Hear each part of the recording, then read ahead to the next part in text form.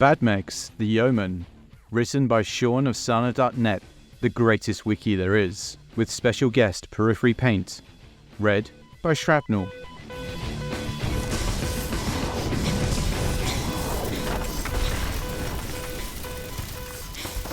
Sergeant Bixenen had fallen and couldn't get up.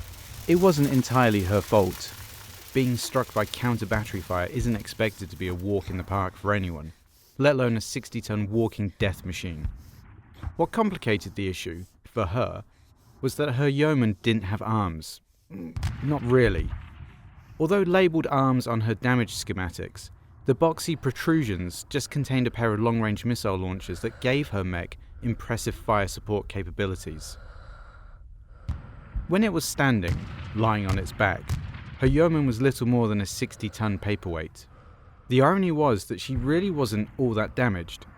The likely long-ton blast, she couldn't say for sure, but the size of the explosion seemed a big hint, had removed a significant amount of her frontal armour, but the Yeoman was fairly well protected for an artillery mech. Far better than the LRM carriers that her external cameras confirmed were smouldering wrecks around her. But she might as well have been a smouldering wreck for all the good her ablative protection did. Bixenen knew that it was theoretically possible to right her mech without the help of upper limbs. She had seen Solaris fighters do it, and amputee infantry did it all the time. At least, they did on the inspirational hollows that she'd often watched before drifting off to sleep. A lot of them performed a sort of martial arts trick that she didn't think was possible at 60 tons. But the rest of them just had to roll over onto their front, put one leg underneath, and then push. She tried just as she saw on the hollows, envisaging herself rocking side to side a few times before finally tipping onto her front. The only problem was that she had two giant boxes on either side that prevented her from so much as budging. All she managed to do was scrape yet more armour off her backside. Fire support! We need fire support! Calling for grid coordinate 0 Alpha 369. Fire for effect! It was Captain Scarl. It sounded like the front lines were taking a pounding, but there was little she could do about it. Sorry, sir. This is Fire Lance Charlie. We've been hit by counter-battery fire. The fire base is a wreck, and I'm flat on my back. Over. Scarl's response was equal parts urgency and fury. Bixenen, I don't care if you're fending off the third coming of Goretzky! We're getting slaughtered out here, and we need fire support now! Bixenen flinched in her neuro helmet. She once again checked her external sensors to confirm that the 3 LRM carriers and both J-27 ordnance trucks were either on fire or had been replaced by craters. Support staff were only now reaching the wounded, while others wandered away from the blast zone like zombies, clearly shell-shocked. They wouldn't be much help either. Then an idea came to her. Bixenen checked the requested grid coordinates and did a quick mental calculation, using all she had learned in her ballistics and classical mechanics courses to calculate the theoretical range of her weapons. Then she programmed her fire control computer to remove the missile safeties and to follow a non-standard flight path. Finally, she typed in the grid coordinates and squeezed the trigger on both her control sticks. LRMs erupted out of her Yeoman vertically but quickly bent into a ballistic arc toward the front lines. After the first flight left the tubes, she waited for the automatic reloader to clunk the next flight in before squeezing both triggers again, and again, and again, and again, until she'd completely emptied her ammo bins. The radio crackled for a moment before Captain Scarl's far calmer voice came through. Great work, Fire Lance Charlie. We've got 'em on the run. Drinks are on me tonight. Bixenen relaxed back into her command seat, satisfied with a job well done. And also, because she wasn't sure how to get out of her mech in this position, and felt it would be best just to wait until the Aztecs come to extract her.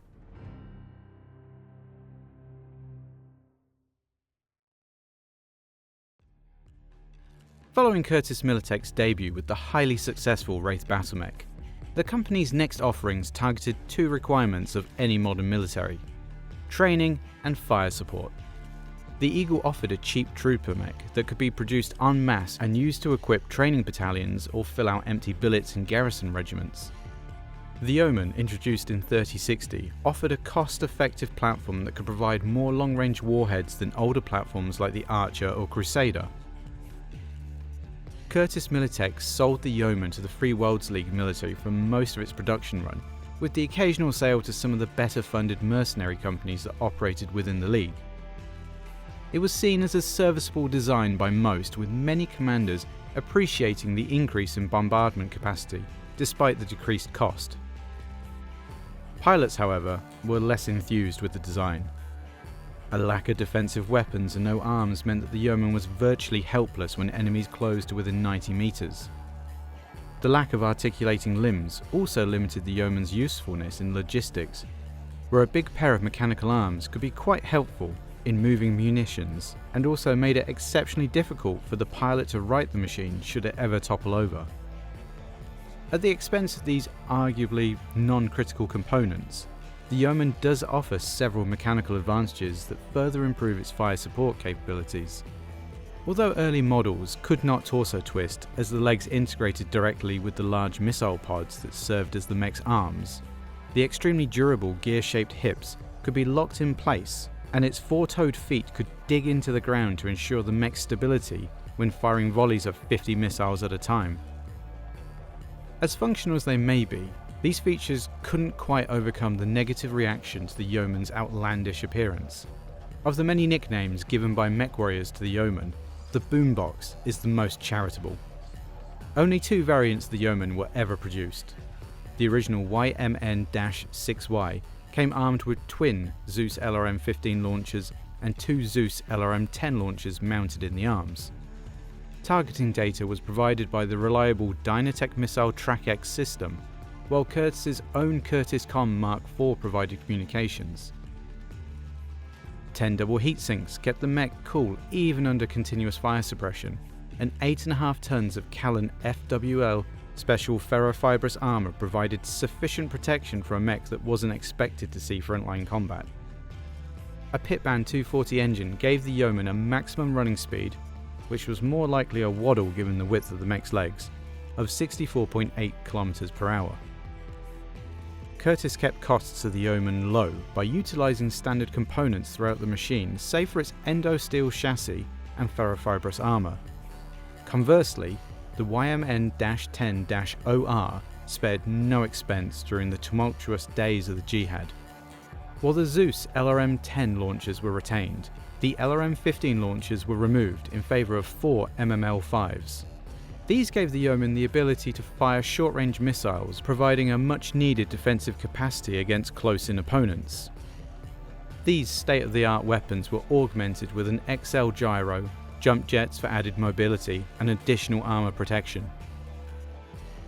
The Yeoman's tenure as the Free World Standard Artillery Mech would be relatively short-lived. The League dissolved in 3079, with Curtis quickly securing a contract with the Duchy of Graham Marek to continue production from its factories on Paradise 3. That factory would later fall victim to an atomic strike launched by the Principality of Regulus on February 26, 3080. With its production lines destroyed, Curtis Militech was unable to fulfill orders, leading parent company Curtis Hydroponics to liquidate Militech's assets in 3085. The Wraith was sold to Hell's Pond Industries, which continues to produce the mech to this day, while the Yeoman and Eagle designs were sold to the Duchy of Tamrind Abbey. The Duchy was able to produce a handful of new Yeomans over the years, but production numbers never rivaled Curtis Militech's, leading to the gradual phase-out of the design. Military reductions over the Republic years meant that Yeomans were often replaced by even less expensive LRM carriers and other conventional armoured units. While after Grey Monday and the reformation of the League in 3139, resurgent rivals such as the Crusader, Archer and Longbow became more attractive purchases for the FWLM. Most remaining Yeomans can be found in garrisons within the Duchy of Graham Marek, or the few mercenary units still operating this quirky design.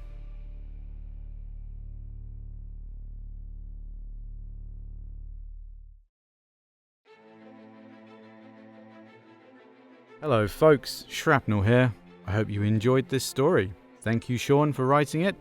And to be honest, you could have gone harder on the Yeoman. We all know it. I don't know why you've gone light on this one, but my babies you destroy. This one, ooh. Now we've all seen the Yeoman, and I'm sure a lot of us have played it on the tabletop because you have to. It's one of those mechs that you have to use at least once. And it's a controversial choice, let's be honest. It might be because it's too slow, or too expensive, or as mentioned, unable to defend itself until you get to the later models. But it's the looks of the thing that just... It is the illegitimate child of Soundwave and Grimlock from the 80s. It's just a body with missile pods and 2 legs. It's a travesty. I'm really hoping that there's an updated one coming. I think there might be.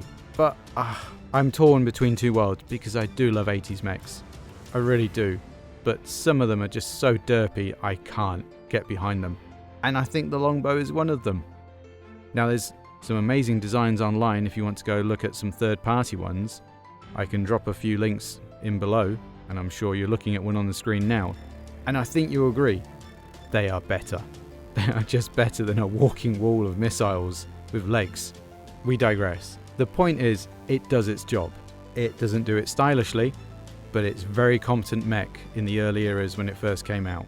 Compare it to the Archer or Crusader, more missiles. It's a dedicated artillery mech.